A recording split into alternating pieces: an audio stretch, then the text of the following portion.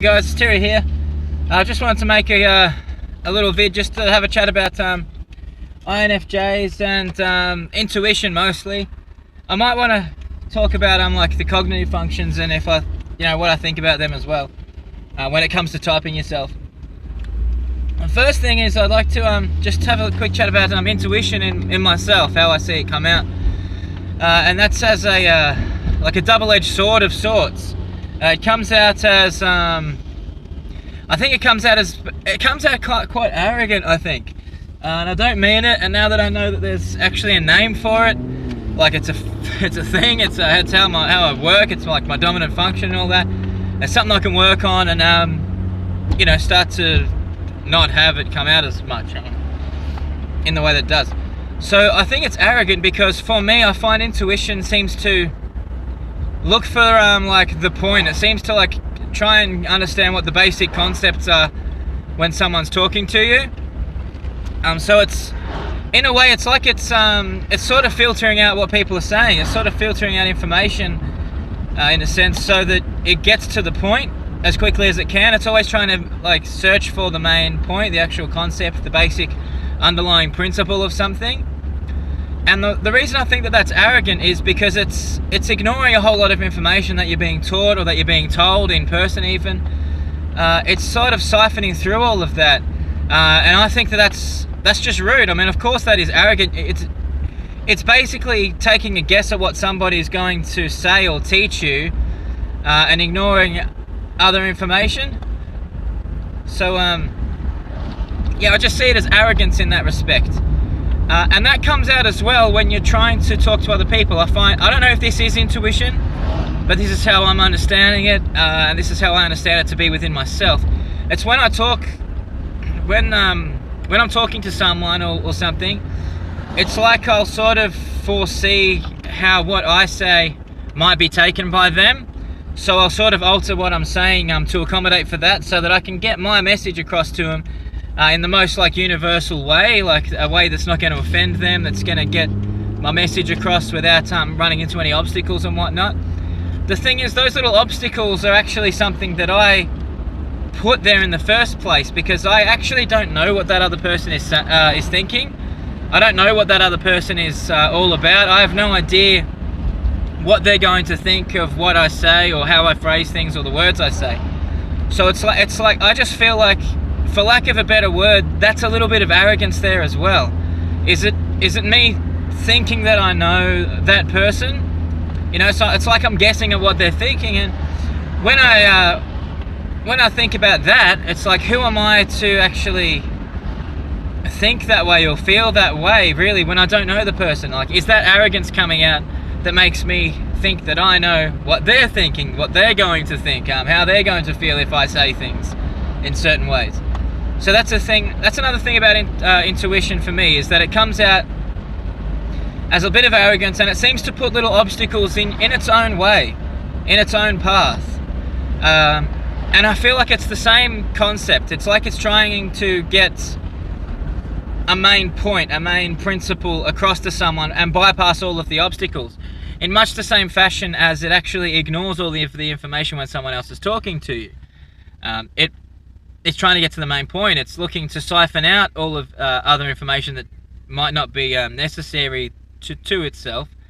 So it's like it's trying to bypass the obstacles to get to the main point. It's the same when you're trying to talk to someone. You're thinking of how they're going to react to what you're saying and whatnot. It's trying to bypass obstacles that it puts in its way. So it's trying to get past all that stuff. That's how I see it in myself. And when I really have a think about it, I start to wonder if these aha moments that people talk about, and I've had them as well, a lot. It's a common thing. I'm wondering if those aha moments are actually your mind, just remembering things that you have actually been told or that you have actually been taught at some point. Because I find sometimes I'll have an aha moment. Someone might tell me something in the past. I'll sort of siphon out all of the unnecessary information and get the basic underlying principle of it. I'll think that I know about it. Then down the track, something might click into place about it and I'll be like, oh, I get it. Like, I understand this now, this bit. Then I'll go back to the person who actually taught me it in the first place, or spoke about it to me in the first place, And they'll be like, well, yeah, I told you that. Well, you're not listening to me when I was talking to you. And I'm wondering if these aha moments are actually just little nuggets of information that sort of come back into your mind at points. Like it's information you've already been told but have siphoned out. That's just a thought that entered my mind because, you know, I feel like that's happened to me. Well, it has happened to me on numerous occasions. I'm just feeling like that's actually a part of intuition and maybe how it works.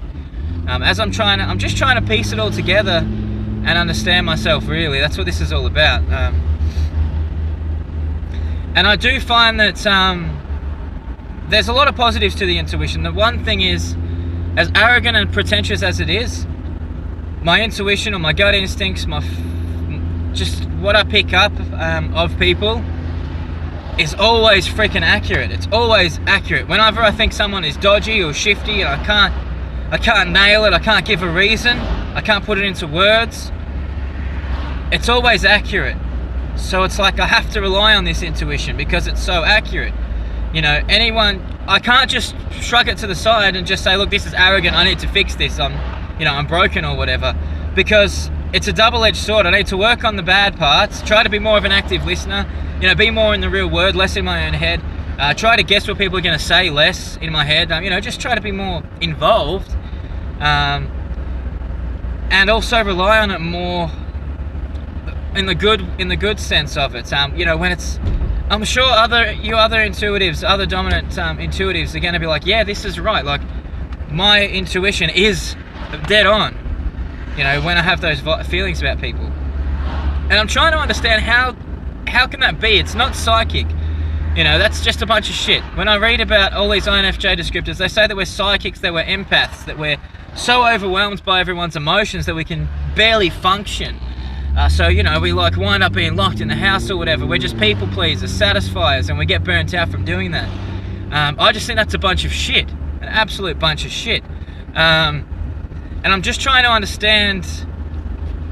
What I'm trying to understand is mostly the intuition. I'll get into all the other cognitive functions, all the other stuff. You know, I just want to point out. I'll get to it later. I'm just trying to understand, how do we get these weird psychic like intuitions or gut feelings, vibes that are always right, that are always accurate, they're always so dead on. And I've actually read that introverted intuition is linked to your extroverted sensing, which is actually our inferior function. So I'm actually thinking, are we getting these intuitions from things that we're picking up maybe below our level of consciousness, but like body language stuff, the tone of people's voices, that sort of stuff? Is there stuff going on that we're not recognizing that we're recognizing, and that's setting off our intuition, that's setting off our spidey senses and telling us that we don't like something that we're seeing? Because our extroverted sensing is our inferior function, is it something that's going on under the radar, so to speak? Like, are we seeing these things, like physically seeing them, but not picking up on them consciously, but it's getting into our intuition, it's getting into that introverted intuition, and that's what's telling us that something is up, but we can't pinpoint what it is. I think it's coming from this extroverted sensing inferior function, picking up on things that are actually happening in real time, body language, like tone, all the stuff that I said, and that's getting fed to your introverted intuition, and that's the bit that's clicking in our brain, like, hey, I don't like this. You know, I feel like body language experts and whatnot, when they get really into it, they're more consciously aware of the things that set them off. You know, I feel like this introverted intuition is like, it's like the same thing but the opposite. You're still just as keen to it all, you're still just as aware of body language and all that, but it's like it's below your conscious level in some respect. So you're picking it up, but it's still getting fed to your brain, so you're still feeling the same thing. You know, I'm not entirely sure how to explain it, but it's a thing that I've noticed in me, and I've just read that it's linked to extroverted sensing. So is this how it actually works? Is this where these psychic vibes, or whatever you want to call it, are actually coming from? Because I, for one, don't believe for a second any of this psychic shit that we read in the descriptors and all of that sort of crap. You know, some of the descriptors are they're just beyond ridiculous. I mean, I'll have to get onto that in another vid because I feel like I'm running out of time. I mean, this video is nearly 10 minutes long. So I'd like to have like people to comment to tell me what they think about their own introverted intuition. How does it work for you? One other thing that I've found for me is to tap into it myself actively, because it's basically a function that runs under your level of consciousness. To actually tap into it, I find that I need to totally clear my mind, and I can do that by playing guitar, playing music, you know, get all of the stuff that might be niggling in your brain out of your brain, and just let it tick and you know, do what it does in the back of your head, without you thinking of all of the things that are worrying you or stressing you. It's the same for me actually. I really like to just sit in the dark, with no lights, no obviously, no TV, no internet, not on the phone, you know, none of that shit. I just sit on the couch in the dark and just let my mind go wherever it wants, and eventually it's like things will just come to me. I kind of have like daydreams of sorts. It's kind of weird, I suppose, but I find that I get a lot of those aha moments and that sort of stuff when I'm doing that. You know, answers or solutions to problems that I've been sort of pondering for a little while or whatever. Sometimes even months, weeks or months. Anyway, I'll just leave it there. I'd love to hear what you guys think, and I'll catch you later. See you then.